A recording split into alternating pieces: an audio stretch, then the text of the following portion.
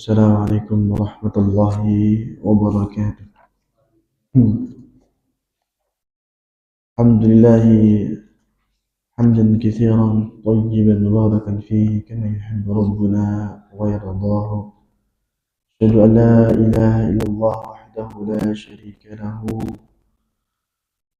تعظيما لشأنه، وأشهد أن محمدا عبده ورسوله الداعي إلى رضوانه، صلوات الله وسلامه عليه وعلى آله وصحبه وإخوانه. أما بعد، Ma'asyiral muslimin rahimakumullah. Alhamdulillah, puji syukur kepada Allah Subhanahu wa taala seluruh nikmatnya kepada kita semua, khususnya pada malam hari ini di mana Allah Subhanahu wa taala meringankan lidah kita untuk berkumpul di salah satu rumah di rumah Allah dalam rangka mempelajari ayat-ayatnya dan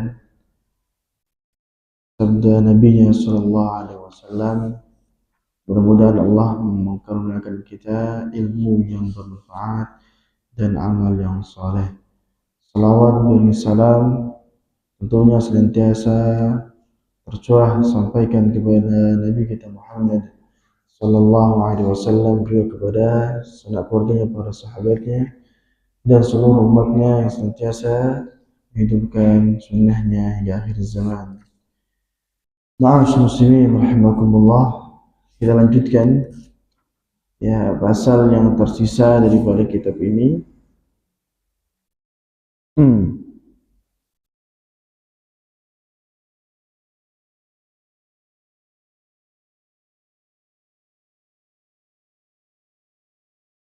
Baik.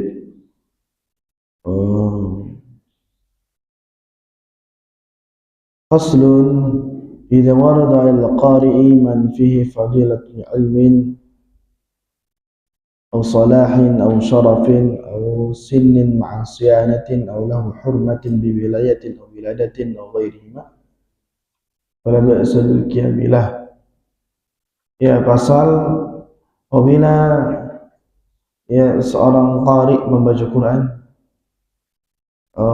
berpapasan, berhadapan dengan orang yang memiliki keistimewaan ilmu, kesolehan amal, kemuliaan, atau lebih tua,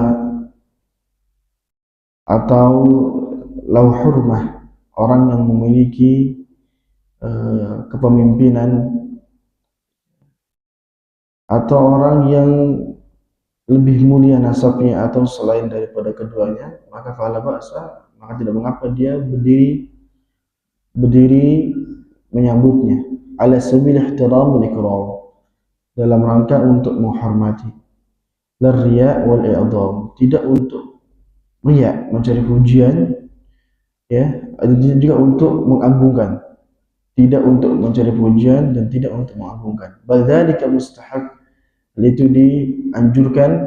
Waqad tsabata al-qiyamul ikram, sungguh telah sahih hadis tentang berdirinya seorang dalam rangka memuliakan dari perbuatan Rasulullah SAW dan perbuatan para sahabatnya, ya, dan juga dari perbuatan tabi'in dan dari orang-orang setelah mereka. Ya, waqad jama'tu juz'an fil qiyam, Imam Nawawi telah mengumpulkan satu juz dalam masalah berdiri ini, dan beliau sebutkan hadis-hadis dan asar-asar tentang keanjurannya, dan ada juga beliau sebutkan larangan tentang hal itu.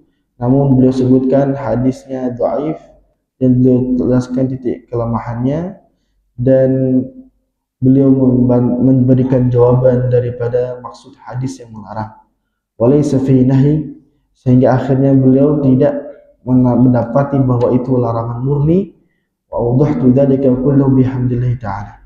Wa syakka fi syai'in ahadithihi falyutali'hu. Tapi kalau ada masih kita ingin membantahnya, ragu akan keterangan beliau, maka hendakkan lakukan penelitian, kata beliau, lakukan kajian, silahkan. Yajid ma yazulu bi syakku insyaallah, maka hanya dengan itulah dia akan membuktikan sendiri apa yang membuat dia ragu, sehingga dia pun akhirnya mendapati kejelasan.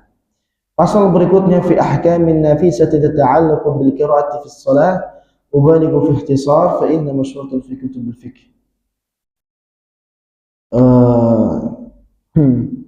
Pasal dalam menjelaskan hukum-hukum yang nafisah, hukum-hukum penting berkaitan dengan bacaan dalam salat. Beliau akan menyinggung bacaan Quran dalam salat. Beliau meringkasnya, beliau hanya menyebutkan apa-apa yang masyhur, yang terkenal ya dalam kitab-kitab fikih. Minha diantaranya annahu tajibul qira'atu fi sholatil mafruḍi bi ijma'il ulama. Ini pembahasan fikih yang beliau paparkan. Wajib membaca Al-Quran dalam sholat fardu, ijma' ulama. Ya. Terus kemudian thumma qala Malik wa Syafi'i wa Ahmad rahimahumullah wa jami'ul ulama. Kemudian Imam Malik, Imam Syafi'i, Imam Ahmad dan jumhur mayoritas ulama berkata, tata'ayyanu qira'atul Fatihati fi kulli raka'ah. Membaca Al-Fatihah semakin dikuatkan di setiap rakaat. Di setiap rakaat. Wa qala Abu Hanifah radhiyallahu anhu wa jamaah. Imam Abu Hanifah radhiyallahu anhu dan sekumpulan ulama semisalnya, la tata'ayyanul Fatihah abada. Justru pendapat yang bertentangan, yaitu adalah tidaklah ada ketetapan Al-Fatihah selamanya dibaca di setiap rakaat. Wala tajibul qira'atu, dan tidak wajib membacanya di raka'ataini al-ukhrayaini, di dua rakaat terakhir. Jadi barulah Abu Hanifah berpendapat menyendiri menyatakan bahwa baca Al-Fatihah ini ya tidaklah wajib. Bahkan beliau menyatakan sampai pun ya di rakaat pertama sampai pun tidak wajib di rakaat yang dua terakhir, dua rakaat terakhir. Waswabil awal, yang benar yang pertama. Faqad tadaharat alaihi adillatu minas sunnah, karena sungguh jelas dalil dari sunnah yang sahihah. Wa yakfi min dzalik, di antara yang mencukupi hal itu sabda Nabi sallallahu alaihi wasallam dalam hadis yang sahih, la tujzi'u salatun la yuqra fiha bi ummil Quran. Tidak sah, tidak cukup, tidak sah salat seorang yang tidak dibacakan dalam salat tersebut ummil Quran, yaitu Al-Fatihah. Hadis riwayat Ibnu Huzaimah dalam sahihnya dan Ibnu Hibban. Jadi sahabat Abi Hurairah radhiyallahu anhu. Dan Imam Bukhari, Muslim juga meriwayatkan dari hadis Ubadah bin Samit bahwa Rasulullah bersabda, la salata liman lam yaqra bi Fatihatil Kitab. Tidak ada salat bagi orang yang tidak membaca Al-Fatihah. Wa jama'u al-istihbab bi qira'ati surati ba'da Al-Fatihah fi rak'atay subhi wal ulayaini min baqi salawat. Dan mereka bersepakat akan anjuran membaca surah setelah Al-Fatihah dalam dua rakaat subuh dan dua rakaat pada setiap salat. Dua rakaat pertama pada setiap salat. Jadi mereka bersepakat akan anjuran membaca surah selain Al-Fatihah. Setelah Al-Fatihah, selain Al-Fatihah dan setelah Al-Fatihah. Setelah Al-Fatihah kita baca surah yang lain. Ya, mereka bersepakat pada dua rakaat subuh dan juga pada dua rakaat pertama di setiap salat. Wahtalafu, mereka berselisih ya para ulama fi istihbabnya, apakah dianjurkan juga pada rakaat ketiga dan keempat ya di salat yang 3 dan 4 rakaat. Jadi kalau kita bahas kesepakatan mereka itu pada 2 rakaat subuh dan 2 rakaat pertama di seluruh salat. Sementara apakah tetap membaca surah ya, kalau baca Al-Fatihah tetap ketiga keempat, rakaat ketiga rakaat keempat baca Al-Fatihah tetap, itu ijma'. Namun yang diperselisihkan baca surah, Apakah masih tetap dianjurkan membaca surah ya selain surah Al-Fatihah? Jadi surah-surah Al-Quran, khususnya surah-surah pendek di rakaat ketiga dan di rakaat keempat dari setiap sholat yang ada, sholat fardu maksudnya. Wakhtalafu, mereka berselisih. Wal Syafi'i rahimahullah fiha qaulan. Imam Syafi'i memiliki rahimahullah dalam masalah ini dua pendapat. Dalam mazhab Syafi'i ada dua pendapat, tidak satu. Al-Jadid, pendapat yang baru yang di Mesir ketika beliau sudah hijrah ke Mesir, annaha tustahabbu, disunnahkan. Tetap disunnahkan membaca surah. Jadi rakaat ketiga kita masih Al-Fatihah, lalu kemudian surah, dari surah Al-Ikhlas, surah Al-Falaq, surah An-Nas, surah pendek atau surah yang lainnya. Lalu kemudian rakaat keempat sama. Rakaat keempat dia surah baca Al-Fatihah dan juga baca surah-surah yang lainnya. Wal qadim annaha la tustahab. Pendapat yang lama tapi ini berarti tidak diamalkan, cuma hanya keterangan ilmiah saja. Pendapat yang lama di Irak ketika beliau masih di Irak bahwasanya tidak disunnahkan. Ya ini keterangan ilmiah ya. Jadi yang dipakai mesti yang jadid, yang baru, yaitu disunnahkan. Yang mu'tamad, yang dijadikan, yang dianggap. Faidah daripada kenapa ada dua pendapat Imam Syafi'i rahimahullah, ya kita hendaknya melihat bahwasannya sekaliber Imam Syafi'i yang hafal Quran, yang hatam bolak-balik Quran, yang menghafal hadis, yang masya Allah sekali lihat satu halaman hafal, ditutup halaman berikutnya supaya tidak ikut hafal. Beliau yang menjadi seorang imam yang muridnya luar biasa banyak tersebar di alam semesta ini, di khususnya negeri-negeri Islam. Beliau masih juga punya dua pendapat. Pendapat yang pertama, pendapat yang lama. Pendapat yang kedua, pendapat yang baru yang merevisi. Itulah beliau, Al-Imam Syafi'i. Maka bagaimana kita yang tidak atau tidak sekelas beliau? Artinya bergeser pendapat, berganti pandangan, itu sangat wajar. Karena beliau Imam Syafi'i saja berpindah ke Mesir, berganti pandangan. Di Mesir ada Imam Al-Laythi. Di Irak tidak ada Imam Al-Laythi. Ketika Imam ketemu Imam Al-Laythi rahimahullah, berpindah pandangannya. Begitulah yang namanya seorang yang bukan karena nafsu dia berganti, tapi karena ilmu yang bertambah kepadanya, pengetahuan yang dia terus kembangkan membuat dia semakin melihat bahwa dirinya semakin kurang. Itulah yang mengapa semakin alim itu semakin merasa bodoh. Benar, semakin kita belajar banyak pendapat, kita masih ya Allah, ini bukan apa-apa itu. Kita masih belajar kita baru tahu satu pendapat saja. Masih ada banyak pendapat yang lain sehingga akhirnya kita merasa tidak memiliki apa-apa, merasa semakin bodoh, tidak tahu apa-apa karena banyak hal yang ternyata kita belum pelajari. Nah, disinilah Imam Syafi'i rahimahullah menggambarkan kepada kita faedah ini.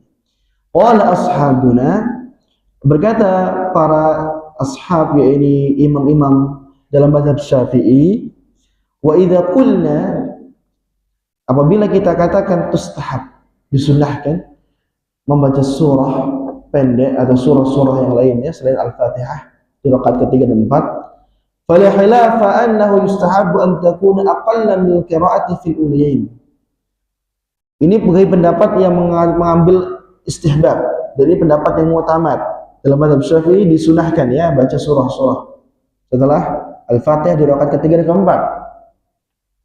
Maka ingat catatannya, apabila kita bilang itu sunnah, maka tidak ada perselisihan bahwasannya disunnahkan agar surah yang dibaca di rakaat ketiga dan keempat itu lebih pendek daripada bacaan surah di dua rakaat pertama, rakaat satu dan kedua.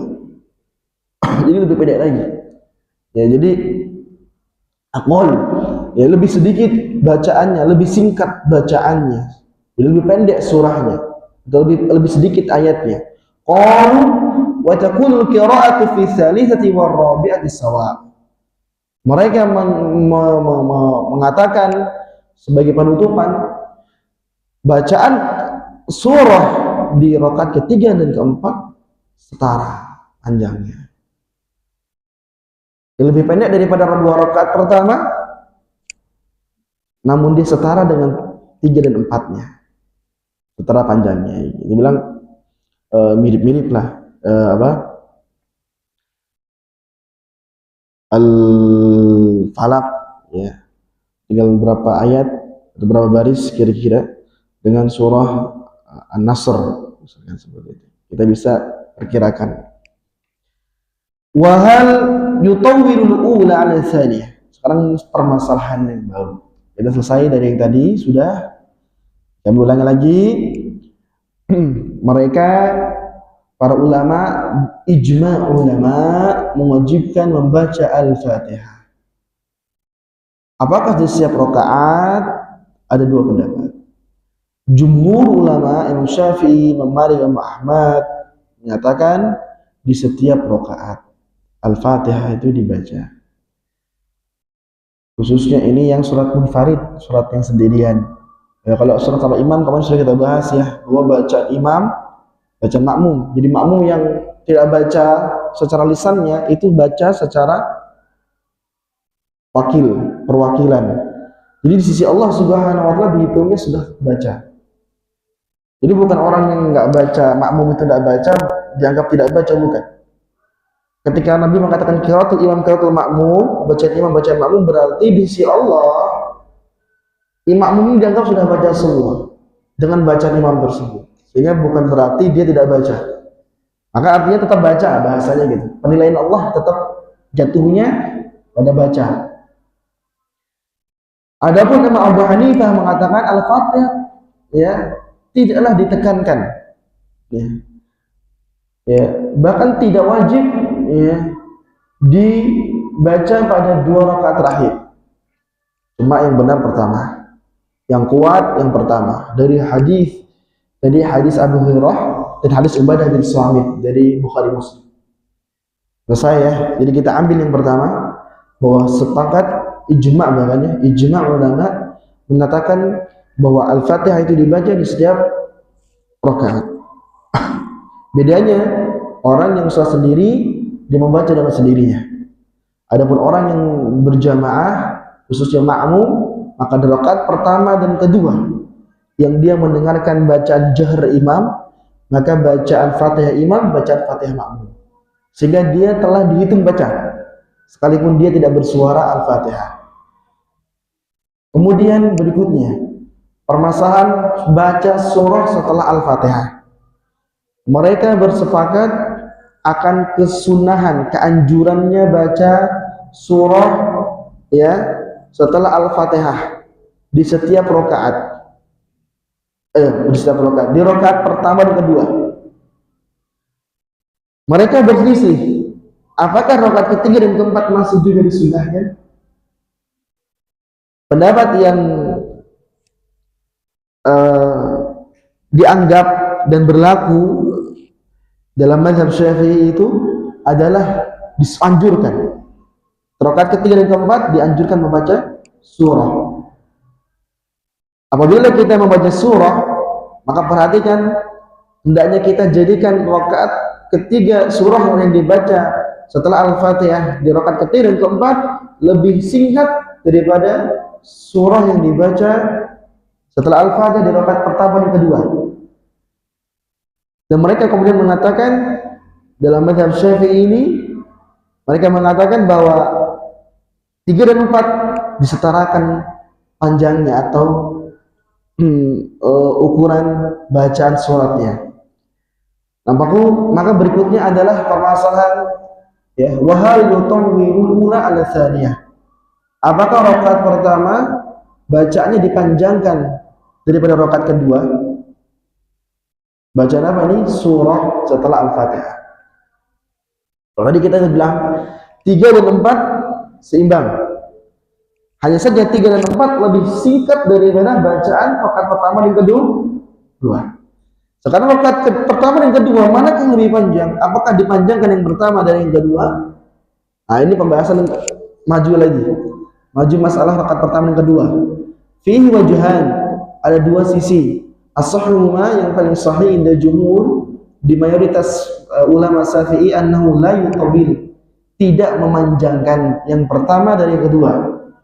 Wa tsani was sahih. Tetapi yang kedua, pendapat yang kedua, dan ini benar, dan inilah yang benar indal muhaqqiqin, berdasarkan orang-orang yang meneliti, annahu yutawwil, bahwasannya dipanjangkan yang pertama dari yang kedua. Huwal mukhtar. Nah, perhatikan. Al-Imam Nawawi menyebutkan ada dua pendapat. Mengatakan yang pertama tidak dipanjangkan. Dan ini kata beliau as-sahhuma. As-sah yang lebih sahih, tapi versi siapa? Inda jumhur, versi mayoritas ulama Syafi'i. Ini beda bobot dengan pernyataan beliau. Pendapat yang kedua, dipanjangkan yang pertama, rakaat pertama, bacaan surah di rakaat pertama daripada rakaat kedua. Ini indal muhaqqiqin, di sisi para ulama peneliti, siapapun madhabnya. Para ulama peneliti itu ada di setiap madhab. Nah, para ulama peneliti ini menemukan bahwasannya hadis menerangkan dipanjangkan. Maka beliau menyebutkan wahwal mukhtar, ini yang terpilih. Jadi jangan tertipu dengan kata-kata itu lebih sahih. Tapi beliau tekankan yang lebih sahih itu versi jumhur, mayoritas ulama Syafi'i. Tapi versi para peneliti antar lintas madhab, dan ini yang terpilih lil hadis sahih, berdasarkan hadis yang sahih yang ada. Anna Rasulullah SAW, bahwasanya Rasulullah SAW kana yutawwilu fil ula, Nabi memanjangkan bacaan surah di rakaat pertama, ma la yutawwilu fi tsaniyah, yang tidak Nabi SAW panjangkan pada rakaat kedua. Inilah yang disebut Al-Imam Nawawi. Bahwa beliau walaupun beliau madhab Syafi'i, tapi beliau tidak fanatik madhab. Dan ini adalah bermadhab yang benar.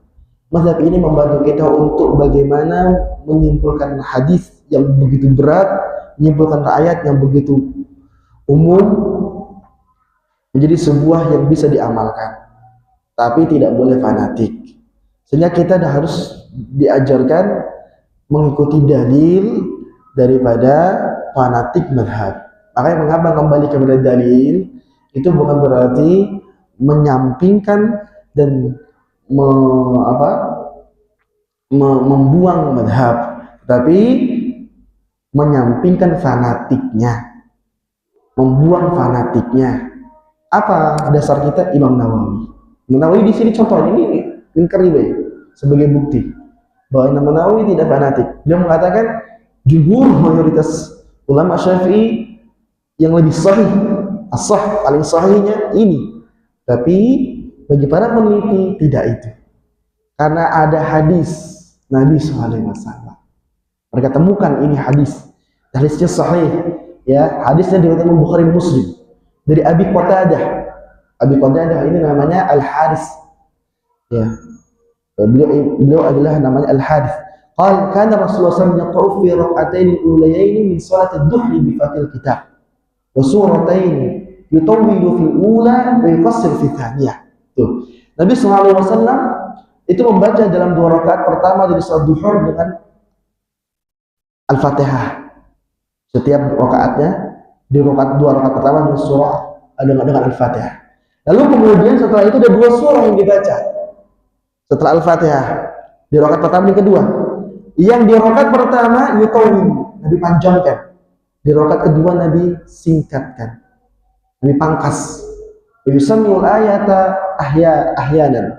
Ini adalah poinnya, di mana Nabi SAW dalam hadis yang sahih muttafaq alaih menyebutkan yang pertama dipanjangkan, yang kedua disingkatkan atau lebih dipendekkan daripada yang pertama. Wa faidatu an yudrikal mutaakhir raqatal ula wallahu ta'ala. Lalu beliau menyebutkan agar Mengapa ini lebih dikukuhkan? Faidahnya apabila ini diamalkan agar orang-orang yang telat, terlambat, yang masuk masjid dalam kondisi sudah melihat atau sudah mendapati berlangsungnya sholat di rakaat pertama, agar yudrik bisa menyusul rakaat pertamanya sehingga tidak ketinggalan atau masbuk tertinggal satu rakaat.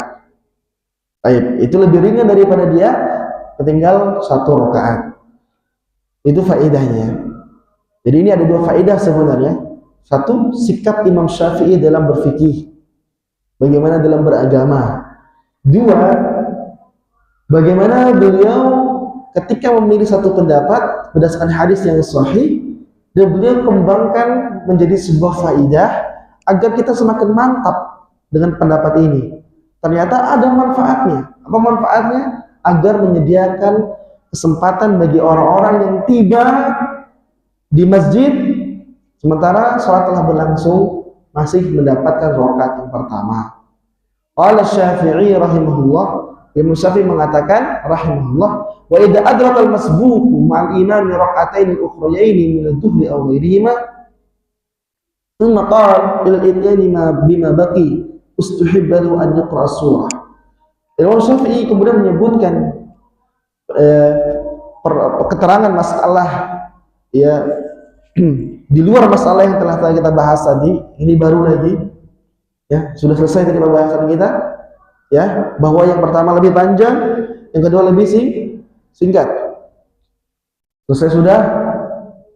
Imam Syafi'i mengatakan sekarang, apabila seorang yang terlambat ya, terlambat artinya dia datang tidak dalam takbiratul ihram imam, artinya dia sudah tidak lagi mendapati takbiratul ihram imam, atau yang lebih parah lagi sampai dia kelewat satu rakaat dan seterusnya. Intinya orang yang apabila terlambat datang masbuk mendapati imamnya ya sedang mengerjakan dua rakaat terakhir ukhrayain dari salat zuhur. Jadi ini masalah kasus dari salat zuhur. Jadi kalau sudah membahas satu jenis salat, berarti ini permasalahan. Jadi dia datang, imam sedang di rakaat ketiga di salat zuhur atau keempat di salat zuhur atau selainnya daripada salat. Tsumma qama ila al-ityani bima baqi. Ketika imam selesai, maka dia berdiri sendiri untuk menyempurnakan apa yang tertinggal, apa yang belum dia kerjakan, sementara imam dan rombongan atau jamaah yang lain yang tidak tertinggal sudah selesai mengerjakan. Ustuhibba, bagi orang ini, lahu an yaqra as-surah, disunnahkan, dianjurkan baginya baca surah. Jangan mentang-mentang dia suratnya kemudian telat, lalu dia menyempurnakan sendirian, lalu dia tidak baca surah. Yustahab, dianjurkan dia tetap baca surah. Ya misalkan dia di rakaat keempat dia dapat, dia benar-benar ingin menyempurnakan satu rakaat ini, imam berjamaah selesai, dia tetap al-fatihah dulu, habis itu dia baca surah. Baik, ini catatan buat sebenarnya teman-teman dari masyarakat yang apabila mereka ditanya apa mazhabmu Syafi'i. Namun ternyata tatkala mereka telat, ya mereka hanya membaca Al-Fatihah saja. Habis itu ruku. Karena merasa bahwa dia sudah tertinggal imam. Seakan-akan tidak ada kuatnya, tidak ada tekanannya untuk membaca surah setelah Al-Fatihah. Maka ini sebenarnya dia tidak mengamalkan mazhabnya sendiri. Imam Syafi'i menekankan yustahab, bahkan tetap dianjurkan baginya membaca surah. Ya. Baik. Qala jamaahiru min ashabina, berkata mayoritas daripada imam-imam Syafi'i, ya imam-imam dari mazhab Syafi'i. Hada ala qaulain. Ya, permasalahan ini berdasarkan dua pendapat. Waqala ba'duhu, sebagian mereka menyatakan hada ala qawlihi yaqra'u surata fil ukhrayaini. Ini adalah pendapat yang menyebutkan dia tetap membaca surah di dua rakaat terakhir. Ya, Imam Syafi'i ini ya sudah menyebutkan satu garis tadi kan. Tapi para murid-muridnya justru terpecah menjadi dua bagian. Luar biasa karena kita ya namanya perkembangan wawasan nggak bisa dibendung gitu. Murid-muridnya ashab itu adalah imam-imam daripada mazhab Syafi'i. Tentunya ini pasti murid-murid Imam Syafi'i. Itu terbagi menjadi dua pendapat. Mereka mengatakan yang kalau seandainya dia mengambil pendapat Imam Syafi'i di atas, berarti dia adalah orang-orang yang masuk dalam pendapat ditekankannya baca surah di dua rakaat terakhir. Kalau dia tidak masuk dalam pendapat orang-orang yang pendapat ulama yang menekankan baca surah di dua rakaat terakhir, makanya tidak ditekankan juga. Jadi masih ada kelonggaran akhirnya di situ. Kira-kira gimana kita? Ini imamnya, ini muridnya dua. Muridnya ada yang masih seperti imamnya, ada yang masih ada yang berpendapat kelonggaran, tidak mengapa. Tidak, karena memang ini ada pendapat yang tidak menekankan membaca surah di dua rakaat terakhir 3 dan 4. Maka kata Imam Nawawi, was-shawabul awwal. Yang benar yang pertama. Ini menerangkan kepada kita tidak semua katanya imam, khususnya dalam mazhab Syafi'i, walaupun dia murid Imam Syafi'i, kita iyakan. Tapi cari mana as-shawab, mana yang benar. Jika Imam Nawawi mengatakan was-shawabu al-awwal, Imam Nawawi memberikan nilai as-shawab al-awwal, yang benar yang pertama. Yang mirip seperti Imam Syafi'i. Di Allah taqlu salatu min surah, agar tidak ada satu rakaat dari suratnya, satu rakaat dari salatnya yang tidak ada bacaan suratnya. Wallahu a'lam. Dan Allah Maha lebih tahu. Itu tulis wallahu a'lam. Bukan dari kami ini. Wallahu a'lam itu dari pernyataan beliau. Wallahu a'lam. Hada hukmul imam wal munfarid. Ini berlaku pada imam dan munfarid. Jadi kita rasakan. Ya Masya Allah ya. Ini ya menariknya kitab Tibyan. Jadi ada fikih-fikihnya. Jadi kita lihat cara berfikirnya Imam Nawawi. Terus bagaimana kasus terjadi di antar madhab. Dalam madhab sendiri kayak gini gitu loh. Kita nggak lihat seperti hal yang terjadi di masyarakat. Cuma satu pendapat. Enggak, mereka nggak seperti itu. Ada banyak pendapat. Dan bisa jadi diamalkan oleh para masyarakat, bisa jadi dia hanya memilih salah satu yang ternyata yang dianggap Imam Nawawi yang benar yang pertama ini tadi. Sebagian masyarakat Masya Allah cepatnya luar biasa ketika dia sudah telat.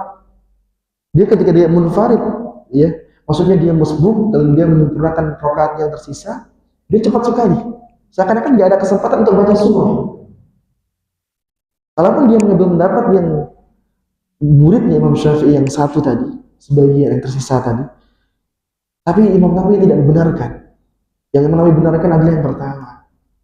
Ayat Allah Ta'ala, wallahu a'lam bishawab. Sudah azan atau ya? Fa'ammal ma'mum, masyaallah masih. Fa'ammal ma'mum, fa in kanat salatu sirriyatan wajib 'al-Fatihah. Adapun ma'mum apabila salatnya itu sir, zuhur, asar dan dua rakaat terakhir di surah Al-Isya, ya kan? Terus rakaat terakhir daripada surat Maghrib yang salatnya sir ya, wajib al-Fatihah, wajib membaca al-Fatihah. Wastuhibba lahu surah, dan disunnahkan untuknya baca surah. Wa in kanat jahriyah, kalau dia salatnya jahriyah, Maghrib, Isya, subuh. Fa in kana yasma'u qiraatul imam, kalau dia mendengar bacaan imam, qur'ana qiraatus surah, maka dibenci bagi dia untuk baca surah. Jadi dalam mazhab Syafi'i ini ternyata mendengarkan bacaan imam dari surah Al-Fatihah dan surah setelah Al-Fatihah itu dikuatkan. Kalau kita paksa baca, kuriha, dibenci. Dibenci. Ya. Sebagian masyarakat kita mungkin pernah bersampingan ya, setelah imam wadhalin amin, kita akan dengar sebagian mereka mengatakan alhamdulillah. Sementara imam sedang lanjut baca surah. Kata Imam Nawawi, fa in kana yasma, kalau dia baca, kalau dia dengar oleh telinganya imam sedang baca, kuriha, dibenci untuk dia juga ikut baca.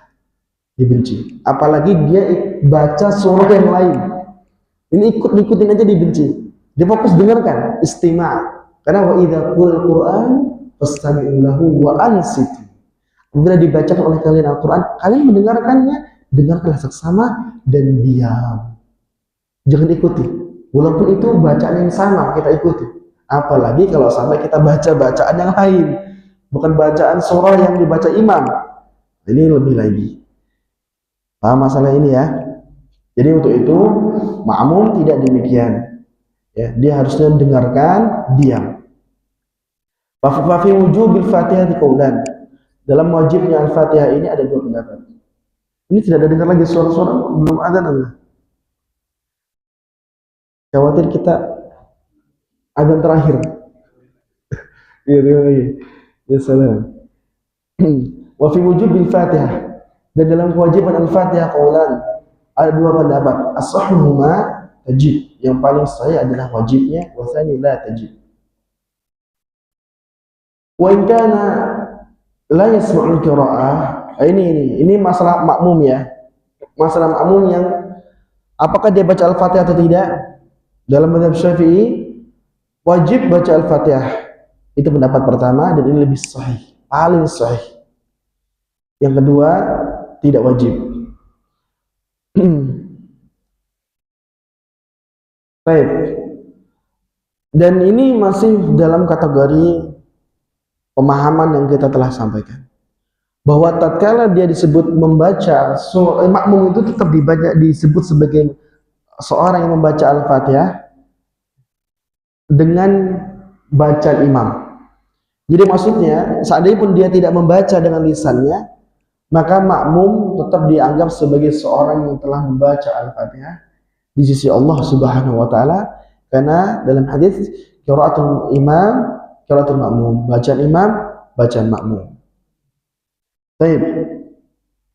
Wa in kana la yasma'ul qiraa'ah, ya, kecuali kalau dia sangat posisinya jauh daripada keberadaan imam, maka la yasma' qiraa'ah, sementara pengeras suara tidak sampai kepadanya dan dia tidak dengar bacaan Al-Fatihah imam.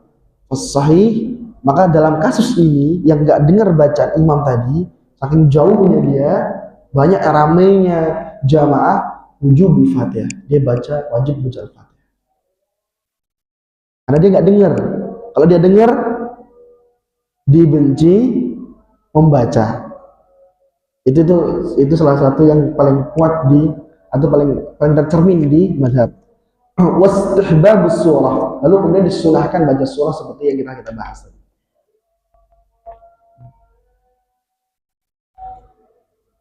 Ya, itu saja. Wassalamualaikum warahmatullahi wabarakatuh. Mungkin itu yang dapat kami sampaikan. Kita azan terlebih dahulu. Nanti mungkin sedikit lagi yang kita ingin baca, 2 paragraf sekitaran. Insyaallah setelah azan kami persilakan untuk azan terlebih dahulu.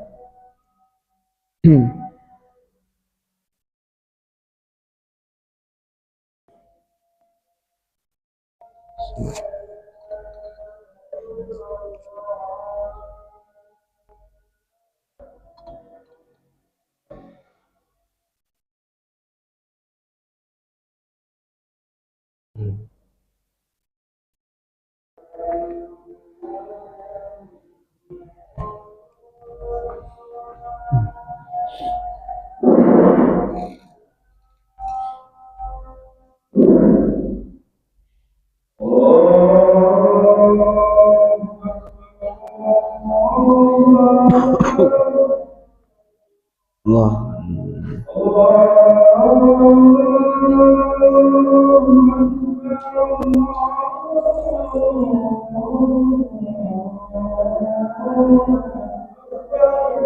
Allah, Allah.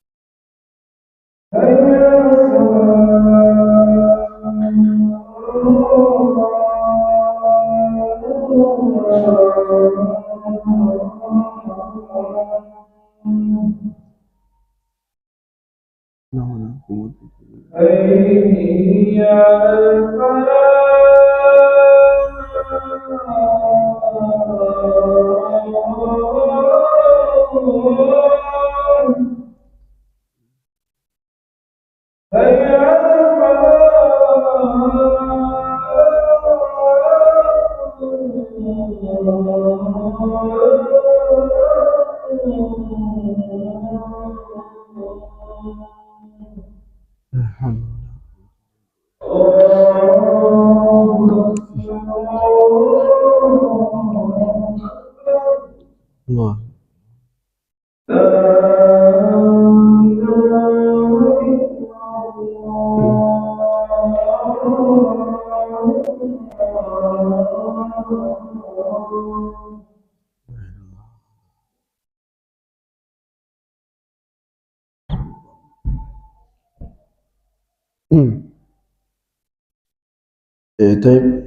Maaf muslimin rahimakumullah. Sedikit kami lanjutkan yang tersisa ini karena sangat nanggung ya. Ini pembahasannya masih menyambung sebelumnya. Wajibnya membaca Al-Fatihah di takbir yang pertama di salat jenazah. Ya, Al-Fatihah itu wajib di rakaat pertama di salat jenazah. Adapun membaca Al-Fatihah di Masjidil Haram hampir setiap waktu salat jenazah ya. Habis setelah salat fardu nanti ada pengumuman itu rahimakumullah, salat jenazah untuk para mayat banyak dan untuk anak-anak yang juga menjadi mayat di situ. Nah, itu rakaat pertamanya adalah wajib baca Al-Fatihah. Adapun membaca Al-Fatihah di salat nafilah, di salat sunnah, maka fala budda minha, itu juga harus. Hanya saja yang terjadi di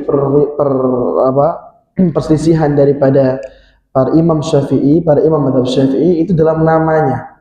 Jadi begini, mereka menamakan surah Al-Fatihah di surah nafilah itu tidak dengan Al-Fatihah. Ada dalam istilah kitab mereka menyebutnya dengan wajibah. Wajibah itu berarti maksudnya Al-Fatihah. Kalau seandainya kita berkesempatan baca kitab mereka, itu maksudnya Al-Fatihah. Ada yang mengatakan syarton, ada yang mengatakan ruknen. Ini hanya masalah nama, menunjukkan bahwa tetap ditekan bahkan wajib membaca surah Al-Fatihah walaupun surah sunnah.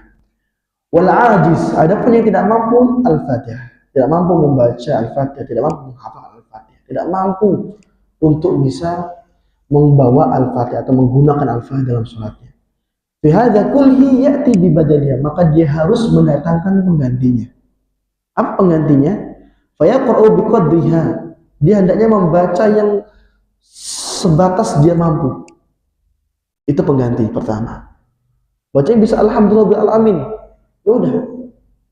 Berarti di rakaat itu yang rukun bagi dia yang disebut Al-Fatihah penggantinya. Bukan Al-Fatihah tapi pengganti Al-Fatihah itu alhamdulillah sekadar yang dia mampu daripada Al-Fatihah.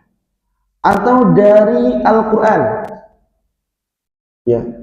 Saking betul-betul dia baru ya dan dia sudah baru masuk Islam dan masuk Islam sudah sangat tua. Jika dia hanya tahunya pernah dengar Al-Ikhlas, maka dia boleh menggantikan itu dengan menjadi pengganti Al-Fatihah. Bukan Al-Fatihah tapi pengganti. Fa in lam yuhsin, kalau seandainya dia pun tidak bisa itu semua. Seberapapun dari Al-Fatihah tidak bisa.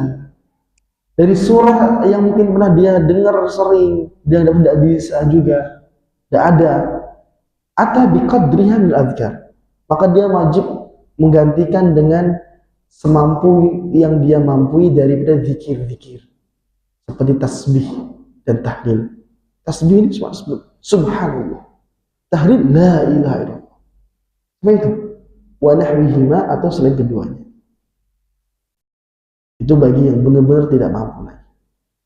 Jadi pengganti Al-Fatihah itu pertama ya sekadar yang dia mampu dari surah Al-Fatihah. Yang kedua, sekadar yang dia mampu dari ayat Quran, apapun surahnya. Yang ketiga, sekadar kalau dia tidak mampu lagi, sekadar zikir yang dia bisa seukuran tasbih, subhanallah. Satu, dua kata, subhanallah, subhanallah. Tahlil, la ilallah. Kalau seandainya fa'ilnya yuhsin syi'a, kalau dia nggak bisa sama sekali, zikir pun nggak bisa, waqafa biqadril Fatihah. Sumiyarka.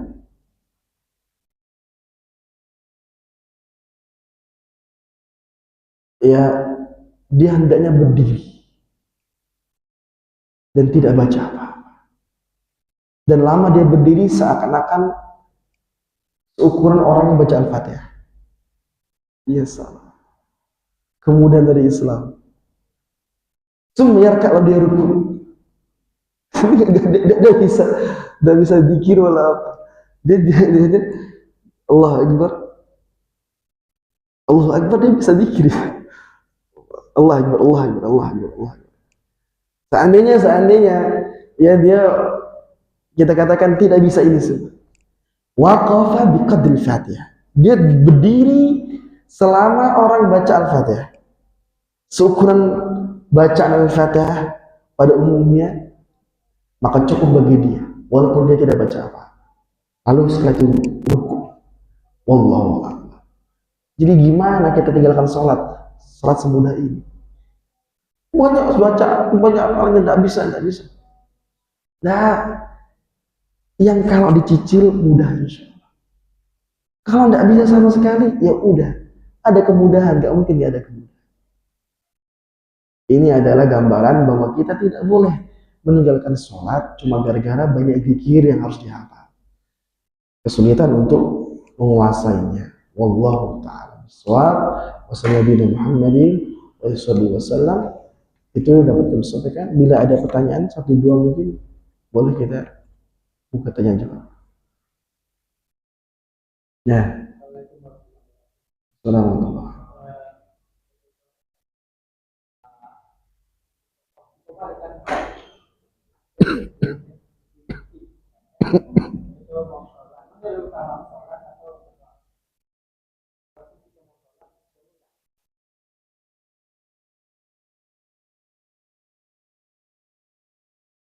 Hmm. Hmm.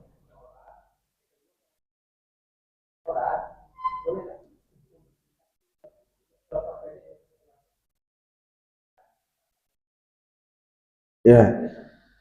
Baik. Untuk afdaliyah, untuk mana yang lebih utama daripada sholat ya setelah azan dan doa, maka dalam kondisi tidak mampu menggabung antara sholat dan doa, maka kita ya bukan pada mana lebih utama, tapi mana yang lebih mudah dan lebih cukup. Kalau dia cukup untuk doa, doa. Kalau dia cukup untuk sholat, sholat. Cukup untuk sholat itu adalah maksudnya dia bisa menyelesaikan sholatnya di waktu itu. Kalau dia perkirakan dia hanya bisa 1 rakaat, berarti dia cukup untuk sholat. Artinya 1 rakaat dia baru kerjakan sudah qomat, sudah iqamah, berarti tidak cukup untuk sholat sebenarnya. Itu lebih baik cukup untuk doa. Jadi afdoliyahnya adalah melihat kepada apa yang cukup untuk dikerjakan di waktu yang tersisa itu. Mana yang lebih cukup? Maka ketika dia cukup untuk sholat, sholat. Karena sholat itu ada doanya dalam sholat itu. Kalau seandainya dia tidak cukup untuk sholat, berarti dia doa. Baik, seperti itu. Kasus kemudian bertambah lagi, menyambung lagi. Ketika dia sholat dan dia cukup perkirakan sholat sunnah 2 rakaat di waktu tersebut, namun dengan catatan dipangkas surah-surahnya.